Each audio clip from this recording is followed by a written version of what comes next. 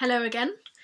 So I took part in the course Designing Sustainable Landscapes within Regional Food Systems at the University of Groningen in July. And it was a very intensive course with long days of lectures and farm visits based around the Groningen and Northern Friesland areas. And overall it was a really good, really beneficial experience. I feel like since I've been studying agriculture, I've heard quite often people say that the UK should be more like the Netherlands in terms of how productive they are. So it was interesting to learn about the other side of that and how some of the issues that they're facing, as well as the success stories.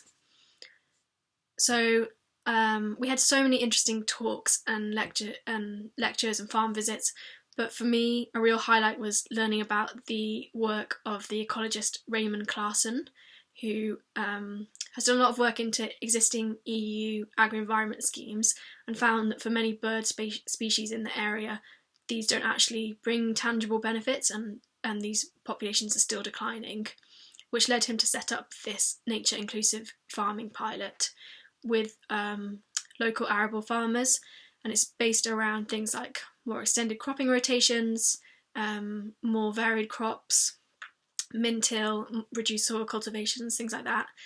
And he's shown really positive results in terms of boosting overall biodiversity and bird populations in the area. And this pilot was being funded directly by the Dutch government, so I felt like this was a real insight into the potential direction of future EU agri-environment policy. I also really enjoyed sessions, including from researchers at the University of Wageningen, into the concept of resilience and how to craft innovation when designing research and in policy design. For me, since my agriculture degree was quite technical, but I would like to go into policy or a related area, these sessions I found particularly valuable and interesting. I also felt like I learnt a lot from other people taking part in the course.